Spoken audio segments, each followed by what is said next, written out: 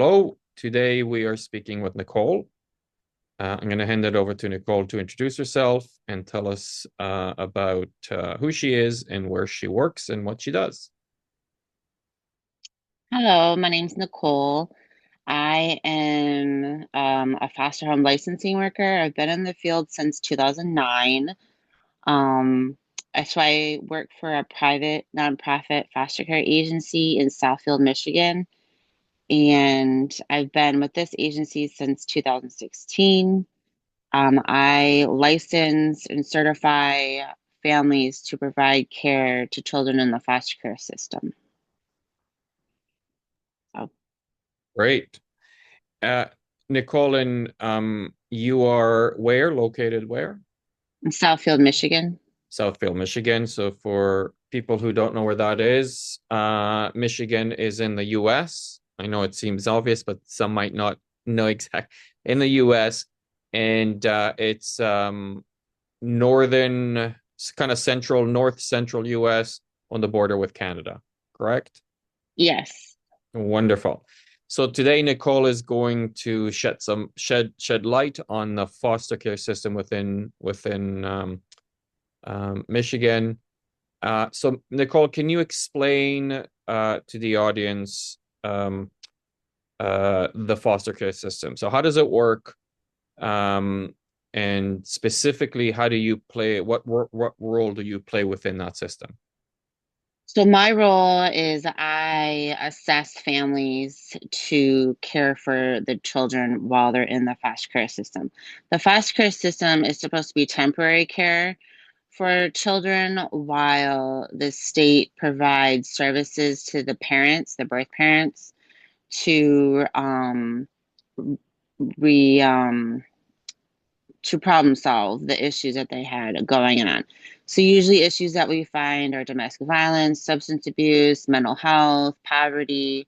So, the state tries to do whatever they can to rectify those issues with parenting classes, substance abuse classes, whatever, therapy, whatever they have in their toolbox, to the parents to see if over time it would, solve those issues and then assess if it's safe and healthy for the children to return back to the birth parents. So I assess the families that are caring for the children in the meantime. The foster care system itself is pretty complicated. There's a lot of moving parts. Um, So the children enter the system via Children Protective Services, which is operated through the Department of Health and Human Services in the state. So they receive calls from usually mandated reporters, which they're required by law to report any suspicion of child abuse or neglect. But it could be anybody calling CPS to report child abuse neglect. Most of the time, the sources are from the education system, though, or the medical field. Um, so CPS investigates those complaints and they make an assessment and either petition the court to requesting the temporary removal of the children, or they provide services if the issues are easily rectifiable, if they can be easily fixed within, like, a few visits of therapy or whatever it is.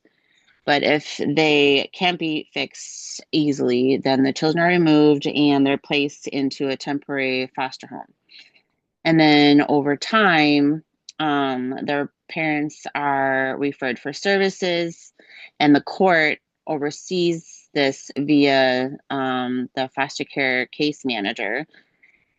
And they have quarterly court hearings to report on the progress.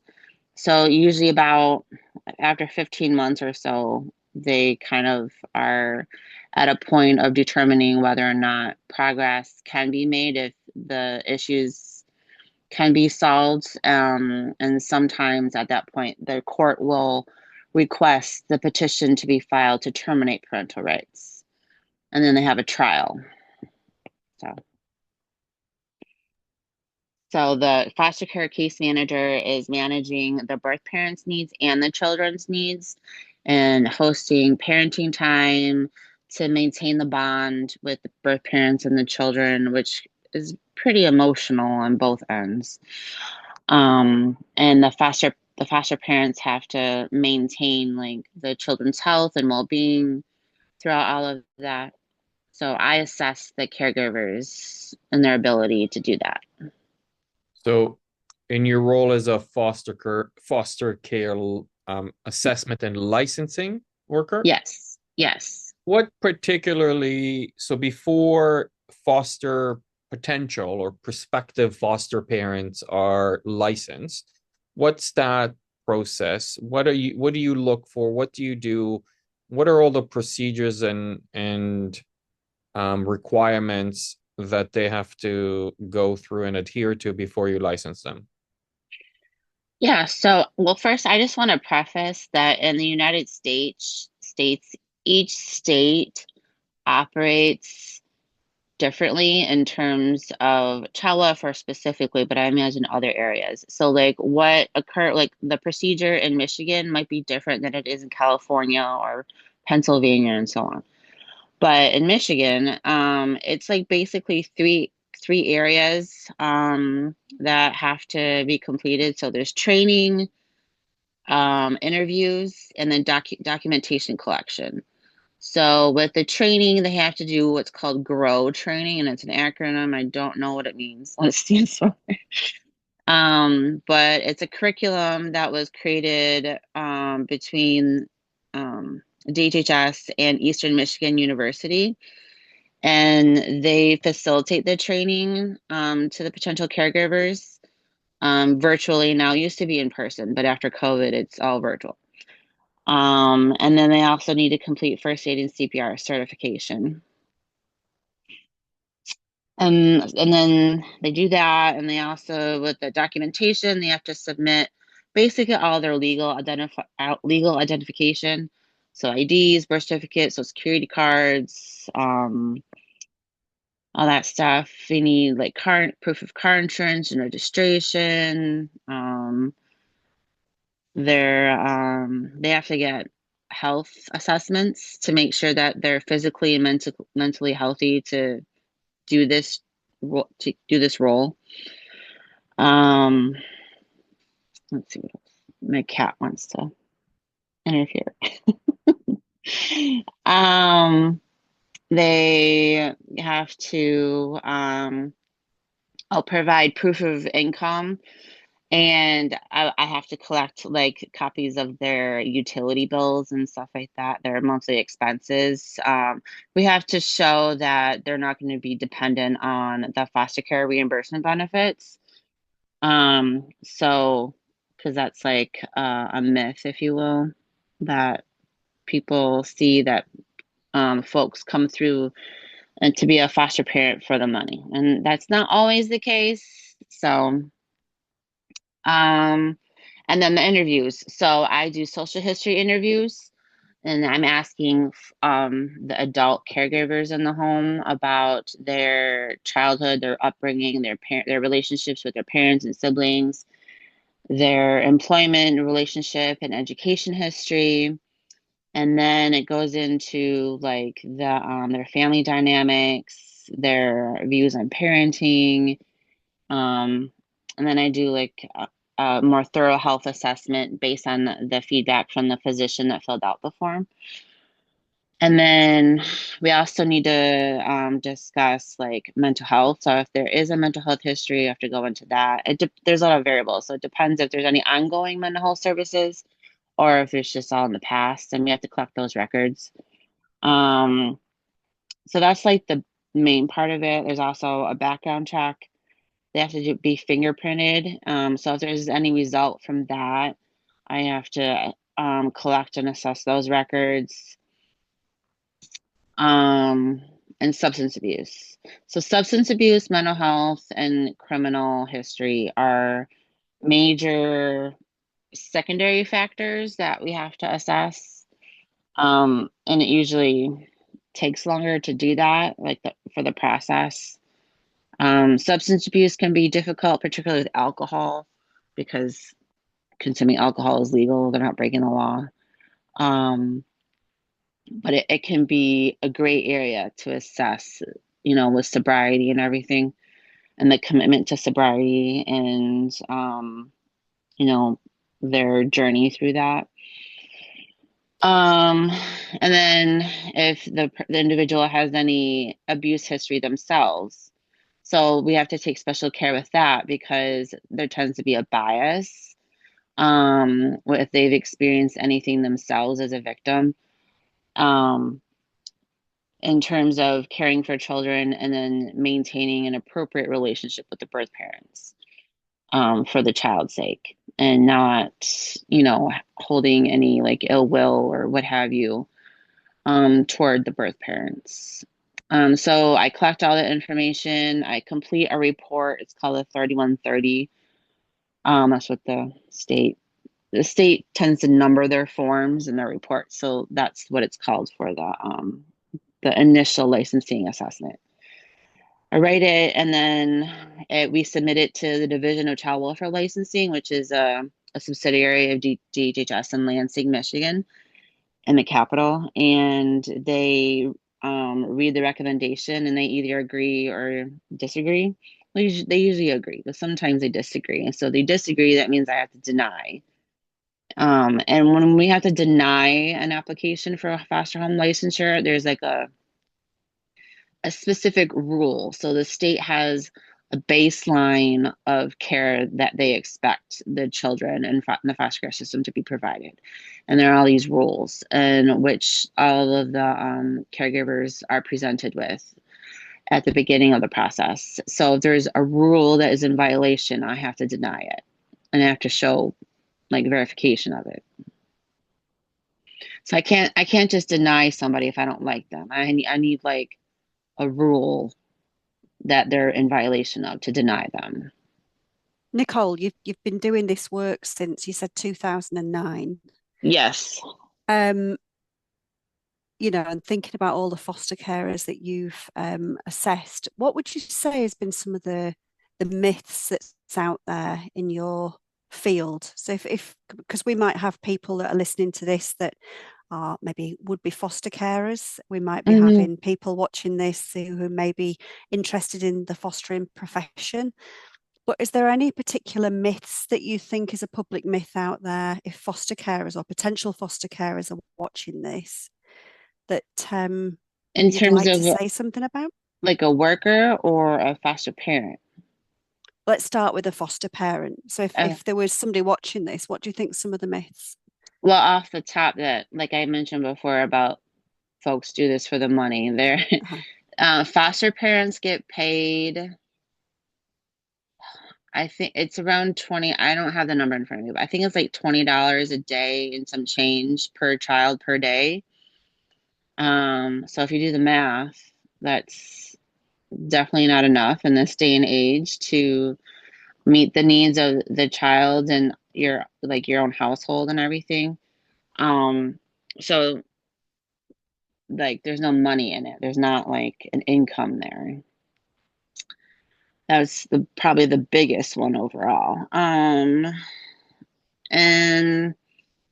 I guess that the other thing is that people think that the foster parents want to keep the children. They want to like not kidnap, but like they don't support the birth parents' relationship with the children. That's a myth. That most of the time they do.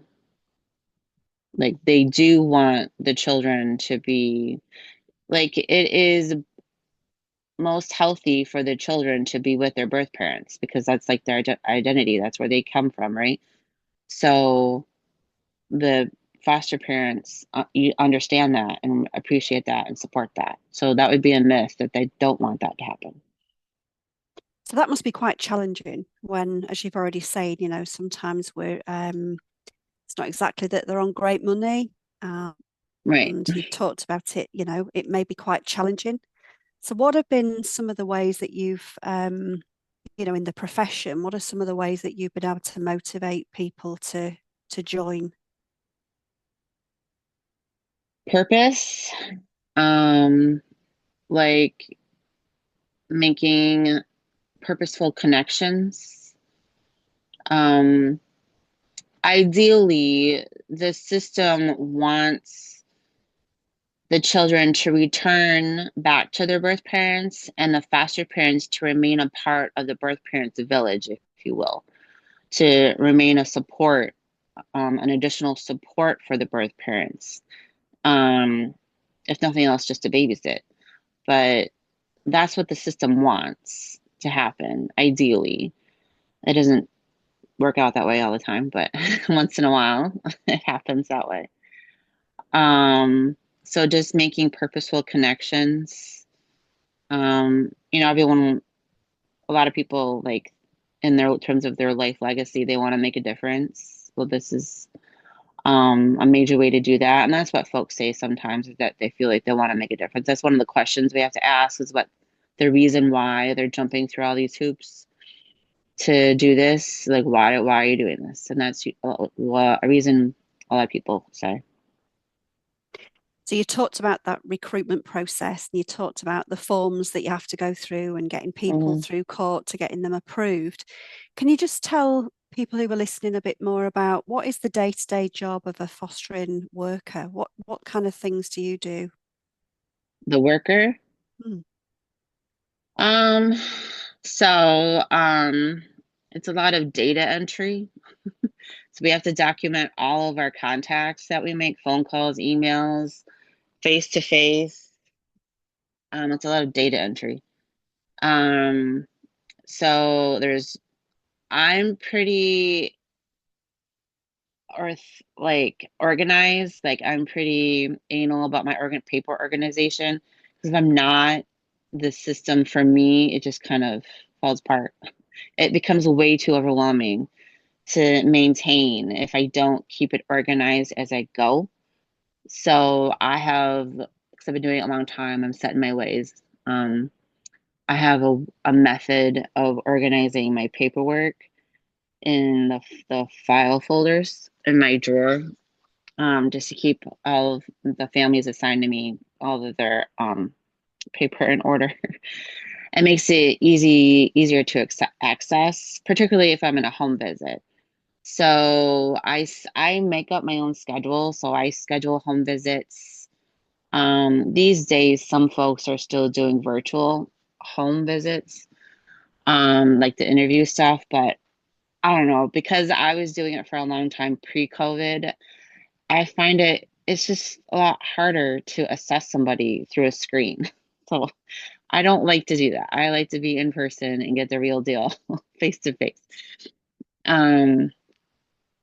So some, like, the staff who came after COVID, that's just what they were taught to do. So that's probably what many of them are still doing in terms of licensing. But so there's in-person visitation, and for our agency, we service the Tri-County area.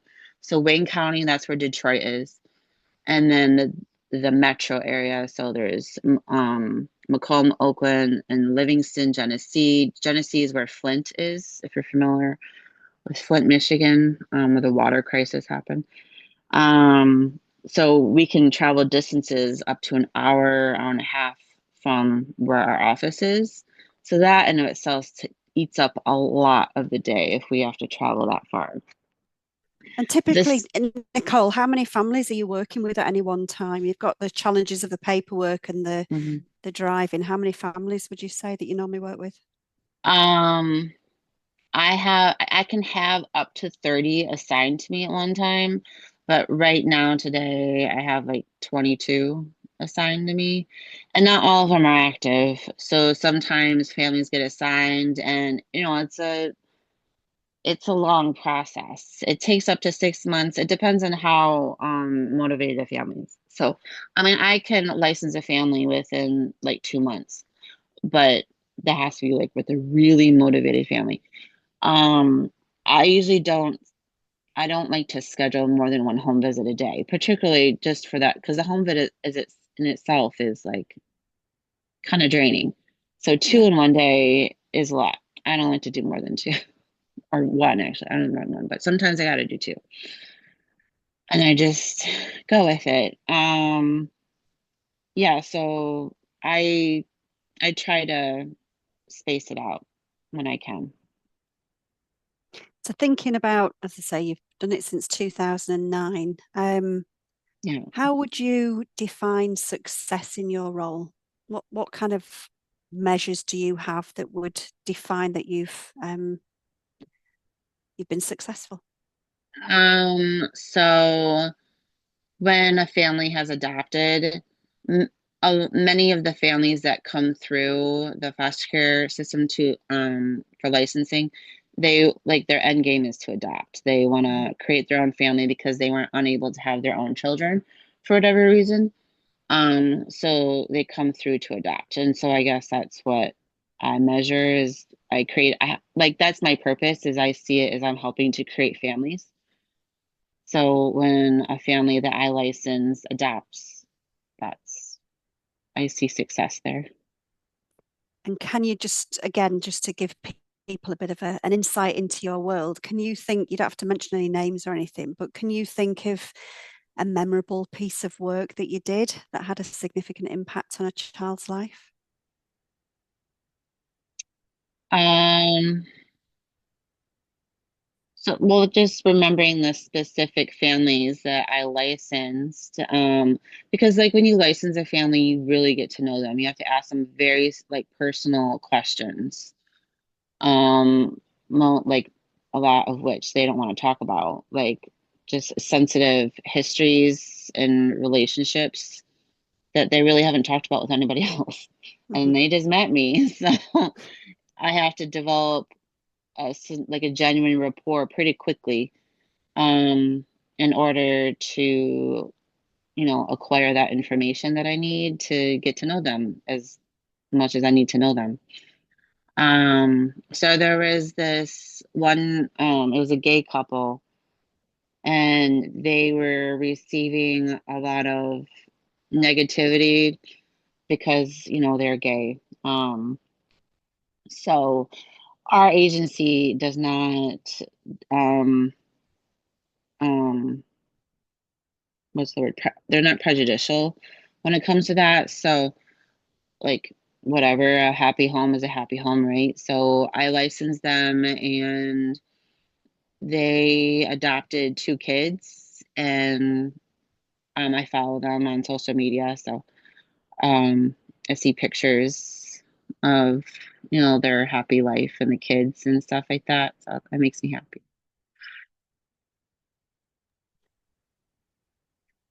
I'm just thinking, Abby, anything else for you? Yeah. Um, Oh, go ahead, Nicole. no, it's okay. You Uh, go. yeah. Okay. So Nicole, I when you talked about um, the there are lots of elements within the licensing process itself that you have to evaluate. when can you speak more to and I imagine you've seen situations where licensing does not go through. So what are the situations where and I'm asking this because uh, this is on the heels of you saying some out there in the public might think that this is a couple might want to foster because of money, and this is the way that states keep kids in. There's lots of misconceptions. Um, I heard you talk about an extensive process, and you talked about reviewing people's mental health and substance use and backgrounds. And so what are the situations that you've come across where uh and for what are the reasons, if you can speak more to that, about homes or individuals that are not approved, because ultimately you want to make sure that it's safe. But can you give a definition for what safe is in your context? And what are the situations where you would not approve a home? Um, so usually the major factors that prohibit me from approving a home are related to criminal history, um, mental health, substance abuse history, or something. There's an issue like with the house itself. Um, so like with the house itself, if there's like the state says there has to be floor to ceiling walls, a latchable door, um, a floor and a ceiling. That's what defines a bedroom, right? So some folks they live in like a studio apartment, and I recently had that where I I'd tell them like you can't do that. You can't do that here. So we had to close that one because there was no actual bedroom in the apartment. Um, Um, with criminal, it has to the state has this thing called good moral character, and it defines specific offenses which would automatically um decline someone from being approved. So anything with violence, of course, like assault would I would not be able to approve somebody. Somebody with a significant drug arrest record, particularly with a weapon. Um, there was one I had to deny because it was like it's not just one offense. There's like a pattern, right? So if the history shows a pattern of threat or harm, I have to deny. I had that before. Um, so there was one family that they had vehicular manslaughter on their record, and I was able to approve it because it had been a significant amount of time.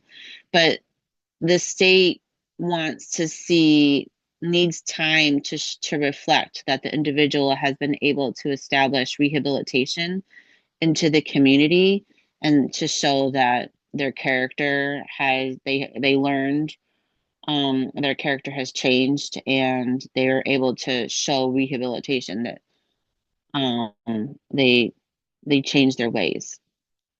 So if I can show that, then we can move past the criminal history. It really depends on the reason, but that particular one of vehicular manslaughter, he was a grandpa, and I was licensing him to care for his grandson. So the relationship there was already established, and that was the only reason why he was doing it. If it was a regular person with that history, I don't know if I would have been able to approve them to provide regular, like traditional foster care. There's a lot of variables with that. Um, and then with substance abuse history, I have to document, like I mentioned before, like their commitment to sobriety. So we usually want to know the date that they became sober because someone who's committed to their sobriety knows what day that is. And we have to show like what we have to collect records. If they received any like therapy or if they went to rehab or anything, we have to collect those records and just document their journey to sobriety and through it. We usually collect additional references, like from if they're in AA or whatever, from their sponsors, um, to like really get a better assessment of their sobriety journey. So if I'm not able to do those things, um, it would be difficult to show that part of it, their commitment. With mental health, again, there's a lot of variables, so I have to collect those records. The state has a standardized form that we have practitioners fill out asking questions about their ability to follow directions, their interaction with children. Um, you know, it's a very standardized form. It's like yes or no. So if we're not able to get that filled out or not able to collect records, I can't move forward. Um, and also it depends on what the diagnoses are. Are they following their treatment regimen? Are they taking their meds? What are their meds? Are there any side effects? Mental health diagnoses, they're variable. So it really depends on the individual's ability to comply with their treatment regimen in that part. And so I have to show that. I have to, ask about triggers and for like PTSD and stuff like that, like, and what does that look like for them? Um, so for mental health, we have denied folks if they've been in and out of institutions and things like that. If there's like a pattern. So usually, and with any of those things I was just talking about, if there's a pattern of non-compliance or, of poor judgment, things like that. If there's a pattern I can show. There's another piece too that we also have to assess is DHS investigation. So if they have a history of being investigated for child abuse and neglect from the state, that's another piece of history we have to assess. So I have denied somebody because they had a documented history and there was a pattern there where they were on census registry. So that's what the state is on the state's list of adults who have been convicted, if you will, of child abuse, neglect in some way. And if it hasn't been expunged, then they're on the list. And if they're on the list, they can't be licensed. So, Nicole, it sounds a long process. It sounds like there's a lot to do. How long does yes, that process typically take? it takes up to 6 months, but it's sometimes shorter, sometimes longer. There's a lot of variables. So it depends on the size of the family, the size of the house, and if they have that extra history I have to assess. So some families don't have that extra history that I have to collect records for or assess. And it's very straightforward. So when it's straightforward, then it doesn't take that long because, I have what I need and I can move forward quickly. I'm just thinking, I just wondered if it's a long process to get into. Is it, if a family was starting on that process, would there be a point in the early stages where you'd go, yes, we can proceed to the full assessment? Or do you actually screen people out at a certain stage? Or Mm-hmm. Yeah, so we do the fingerprint, which is the criminal history first. I'm with you. So we run an eye chat first, actually, which is just a screening of the state police background check, because we can do that, and then we do their fingerprint, which is a federal clearance for the entire U.S. criminal history. And then so if that comes up clear, that also includes CPS history, which is this child abuse neglect history. So it includes all of that. So that would be like the first initial screening process. And then I do a first home visit is just a walkthrough of their house. So that would be another point. If their house isn't appropriate for whatever reason. Um, and then I go on from there. So, yeah. Nicole, I have a few clarification questions that I wonder if people who are watching this might be wondering about this. Um, I'm going to ask this one, and I think I know the answer. Uh, However, for a point of clarification, you don't necessarily have to have a house to apply, correct? Correct. It can be an apartment, a Okay. condo, a townhouse. Yeah. It So, just okay. needs to have a bedroom. Just needs to have a bedroom. Okay. So people who might be watching because they've heard you use the word house It could be an apartment. Mhm. Okay. And I also heard you talk about that one individual who you were licensing who was the grandfather. So kinship arrangements or kinship placements also need to be approved as a foster placement. Is that true? Historically, that was true. Michigan adjusted that.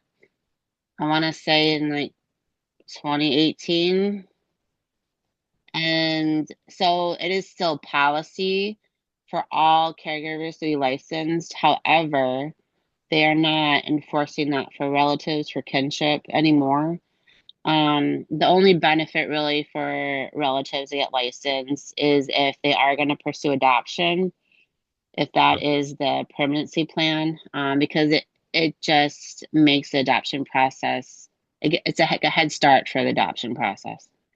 Right. Um, or if the permanency plan is guardianship, because the state of Michigan requires for subsidized guardianship for the caregivers to be licensed.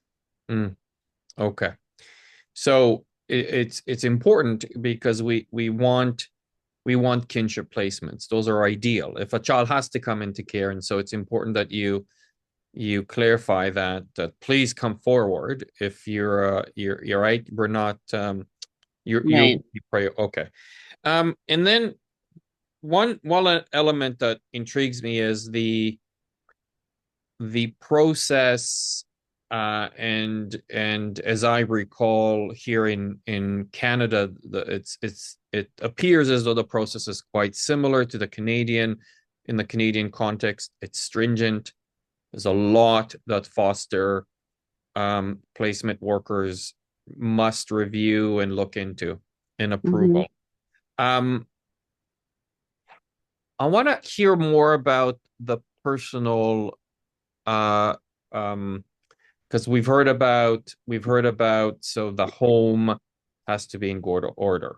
You have to have clear or at least if you have a criminal history, it can't be a serious criminal history. So you look at that. You look at mental health diagnosis. You look through that. You look through substance use. Um, but let if possible, can we hear more about so you meet with people. Hmm. What is the warning signs on a so let's suppose everything looks good. The house is perfect, no criminal history, no they drink but occasionally, nothing crazy, no mental health. But what is it that someone like yourself who's done this for a while, who's got that knowledge and expertise that you pay attention to, more in the warning signs on a personal level that says to you, well, hey, there's something here that I'm worried about. If you can speak more to that. Yeah. So we ask a lot of personal questions about relationship history. So if someone is kind of like some people are guarded in general, but like if they're more guarded than usual, more conservative in their responses, it's like I have to put a person on paper. It's really hard to do. So it helps me, like I need you to help me to help you. So if you're not going to give me like you signed up for this. So if you're not going to give me the information I need, it's, it doesn't look good if you're being super guarded about the information that I need to move forward with it. Um, we ask questions about like discipline is a big part of it. So some people they have an opinion about discipline approach. And Michigan is super hardline about no physical discipline for foster children. And people don't like to be told how to be told how to discipline. So if there's any argument with that, um, it'd be difficult. And then firearms. In the US, people care a lot about their firearms and the Second Amendment. So the state has a rule about firearm storage, And ammunition has to be stored separately from the firearm, except they changed this rule in 2023.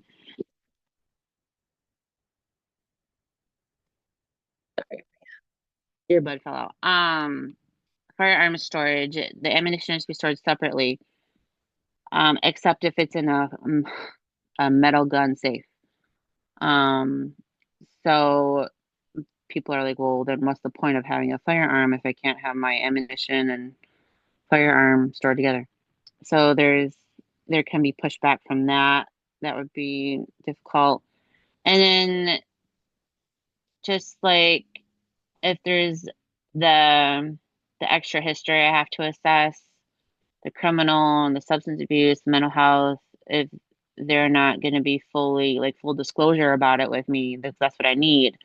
If I feel like they're hiding anything or just if they're not being genuine, I, it's not like I can prove it per se, but sometimes I do come across that where they were not being truthful with me and it comes up in their records, like the records that I have, because the records that I collect for any of those things, it should be consistent with the information that they give me.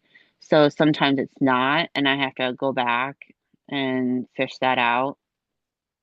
Um, so that is one of the rules, the licensing rules, is that they need to be upfront with us during the assessment about those pieces of information.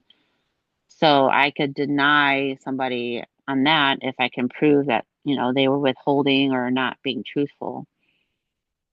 Nicole, you've just mentioned there the us in the assessment and approval process. So you've talked a Mm-hmm. lot about the process you go through undertaking the assessment, the kind of information that you need, the people who you're more or less likely to approve or not to approve.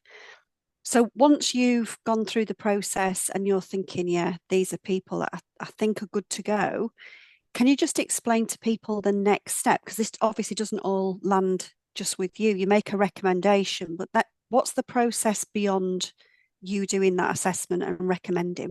Who else might be involved? So I, once I'm done writing the report, which is pretty lengthy, like a standard report is about 25 pages. So there's a lot that goes into that. I give it to my supervisor for her to review. So the report itself and then the whole file with all the documents that I had to collect. And then there's usually revisions after we make because with a large report, there's going to be typos and such. And then I do that and I give it back. And usually I give it back to the supervisor and she says it's good to go. Then we submit it digitally. The state of Michigan has this new system. We used to have to email it. Well, back in the day in 2009, we had to mail it in the US mail. And then we had to email it. And now we're using this system called the CWLM, Child Welfare Licensing Module, where we just submit it through that to our analyst at the DCWL, which is the Division of Child Welfare Licensing. And she reviews it and she makes the decision unless there's like special circumstances that she needs feedback about, like those extra issues that I mentioned with mental health, substance abuse, etc. Um, Particularly for criminal history. So if the criminal history includes an offense that um, was a good moral character violation. So there's this book that the state has for good moral character, which identifies offenses that calls into question of their character. Um, so I have to write a separate report for that if there's an offense um, included in that. So it's called an administrative review team report that I have to outline the offense and I have to outline their rehabilitation and like because if I'm recommending it, there must be a reason. So I have to I have to argue, if you will, like why I'm making this recommendation. So I have to outline all of the all of the positives in this person's life that justifies that. So they have consistent employment and they have a consistent relationship, and they've made certain significant commitments in their different areas of their life, which would show that they're no longer making these poor judgments that brought them down that path to make that poor choice in the past. So if that is included with it, then it goes straight to the she's the director of DCWL. It goes straight to the director. It doesn't even go to our normal analyst. It goes straight to the director, and she has to make the final decision for the state based on the recommendation and all the information. Can I just check? You mentioned, I think I've got it right, an admin review team. Is that what you Yes. said? So Yeah, who would we call it an art, but yeah. so who would be in that team then, Nicole? What kind of roles sit within that team? So myself and my supervisor, like before, and then it would go straight to the director of DCWL. It wouldn't even go to our Gotcha. normal analyst. It would go straight to the director. Got you. Got you. Sorry, that Avi was going to go. Yeah, Nicole. So thank you. This is fascinating conversation, and quite important for the public to understand the level of care and sophistication and how stringent the process is, especially when kids are removed from homes. And where do they end up? And it's important for the public to know the level of care that you put into ensuring that those kids are going to be safe in foster cares. I have two questions, and then we can kind of wrap up because we've taken a lot of your time. The Okay. Quite fascinated by, and these might be hard, and if you're, it's okay if you don't want to answer them. But I'm fascinated by two things. One, is there a religious, or how do you manage or handle the religious aspect of potential foster cares, given the different religions and beliefs and customs and cultures? How do you handle that? Because that's a minefield that I would not want to step into. You've talked about the LGBTQ approach, which is right, as long as they can provide a good home. Um, and then how does that tie into, for you, with time comes experience, and experience leads to intuitive kind of knowledge, and you have intuition about people. How do you build that into your assessments? So kind of two questions into one. Okay. Yeah. Yep. So with the religion, it's pretty black and white. The state says that foster parents cannot prohibit nor deny a child's access to religion. So that's one of the rights that birth parents have, is religion. So if the birth parent does not wish their child to participate in the foster parent's religion, or if the birth parent wants their child to continue participating in their own religion, the foster parents have to comply with that. So if they're not able to bring the child to church, they have to provide supervision for their child while they go to church, or vice versa. If the child has to attend a different religion from their own, the foster parents have to provide transportation and supervision to whatever services that entails for that child. It's Nicole, sorry to jump in. That's inclusive of particular foods. Even let's say my religion prevents me from eating a particular food, but I potentially would have to foster a child from a religion that they're allowed to eat that food, and I would have to agree to provide that particular food in the home. That's what you're saying? Yes. So the foster parents are provided that information at the time of placement when they're called for it.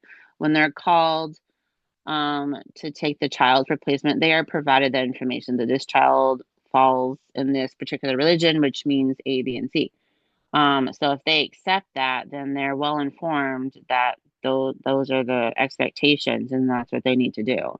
or they can deny. Like foster parents, when they're called for, they can deny for whatever reason, and then the DHS moves on to other potential placements. But so if they're well informed, those are they know the expectations. So yes.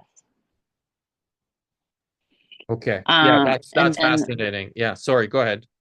that's okay. So yeah, the religion part is pretty black and white. And then as far as navigating it, it's really up to the foster parents because that's one of the rules and policies, and they are well informed of those things off the top. So they navigate them. It's like a case by case situation. Religion isn't like a common conflict. Um, but it comes up once in a while. So when that happens, the foster care worker mediates that situation and they come up with a resolution.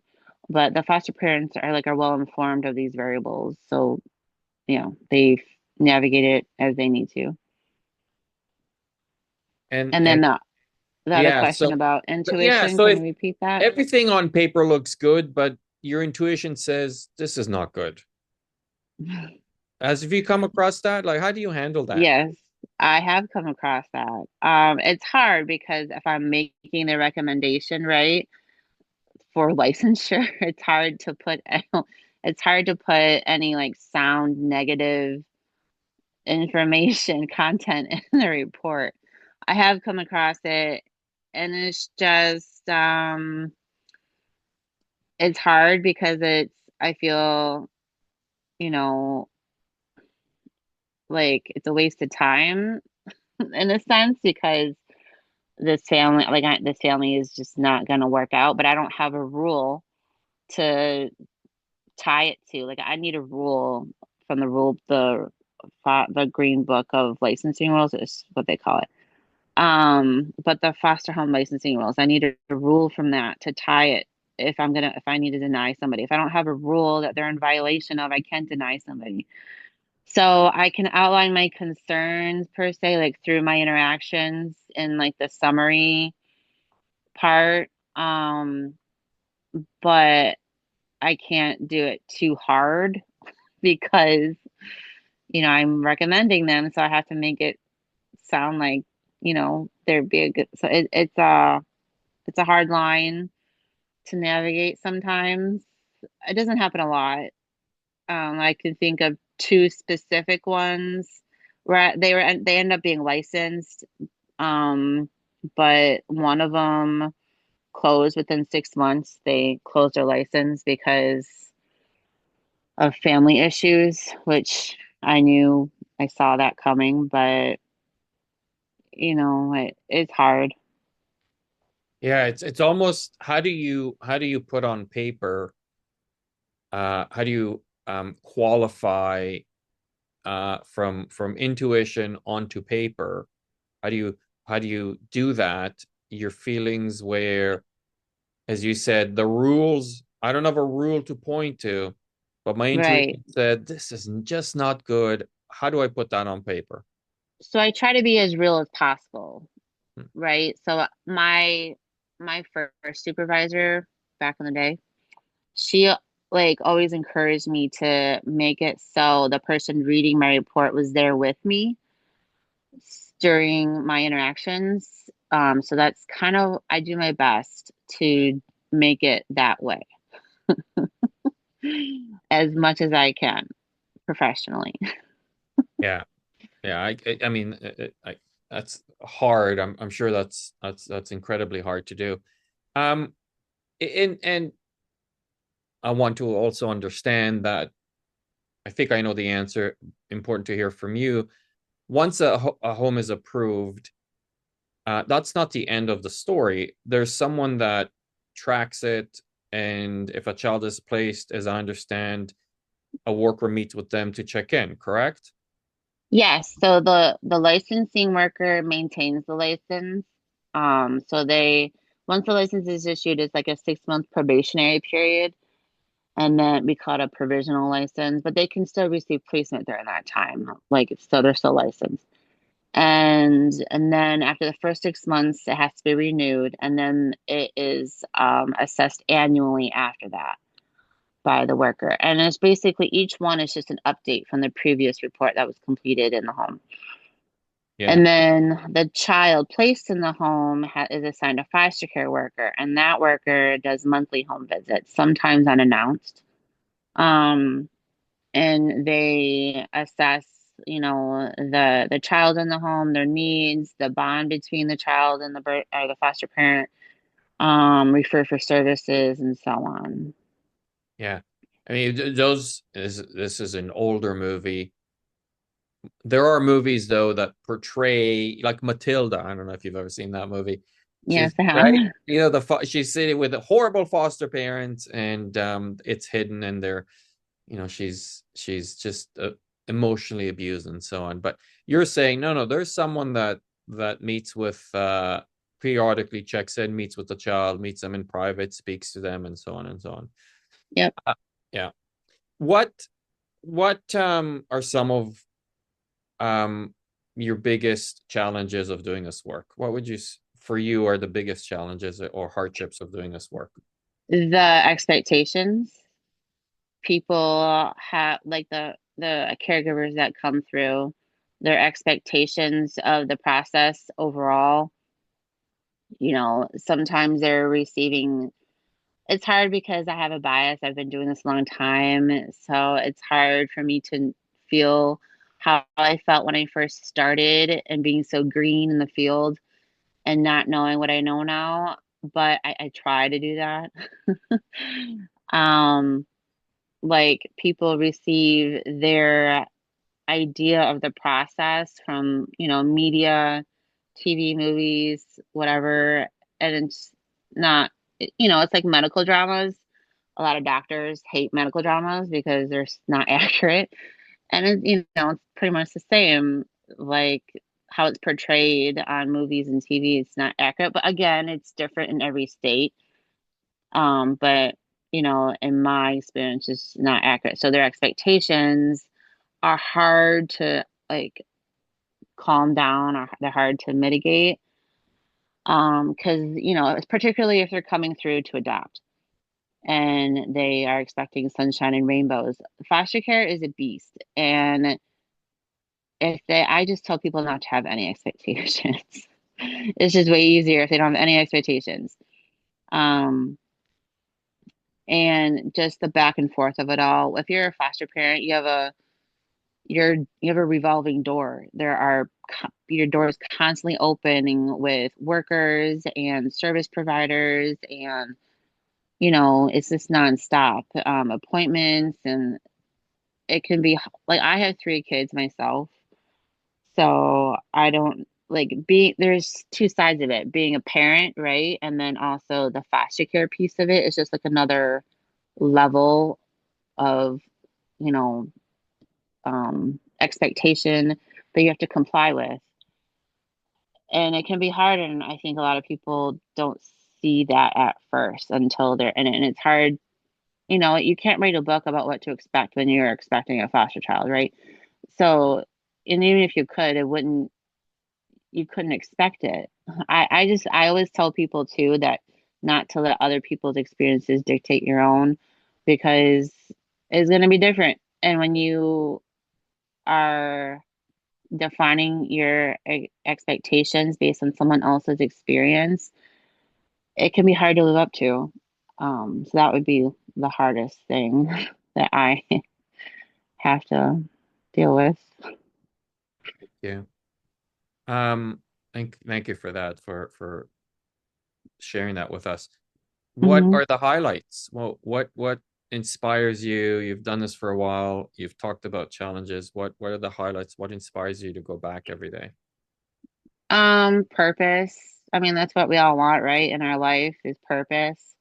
So just, I know it's not 100% successful, but I find purpose in helping to create families. So some of the families that I license do adopt and some don't, and that's just the way it goes. Um, it's like teachers. Some of your students are successful and some are not, and that's just the way it goes. Um, yeah, so I find purpose in helping to create families, no matter how big or small. Sometimes the families I license are not adopting, and they fit the mold of what foster care wants them to be. I find purpose in helping to educate about the effects of trauma, because like trauma in of itself is a beast. Like we've all been through certain levels of trauma and how it's affected us. I think educating about the effects of trauma is really important, and not as much as before because there's more education and resources about it now, but it's not all sunshine and rainbows. Kids in foster care are not angels. They've been through a lot, so they sometimes have anger issues and don't have the emotional stability to be able to express themselves in a healthy way. And foster parents need to be prepared for that. So just helping to prepare them for that is purposeful. Nicole, I think we both want to give you a huge thank you for just insight into your world.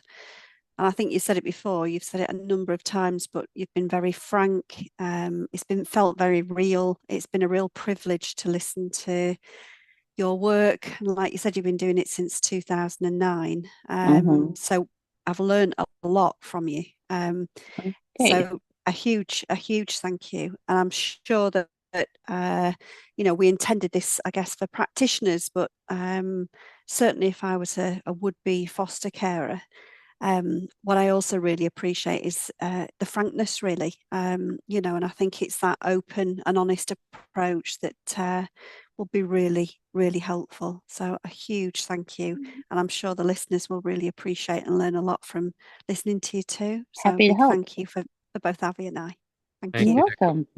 Thank you.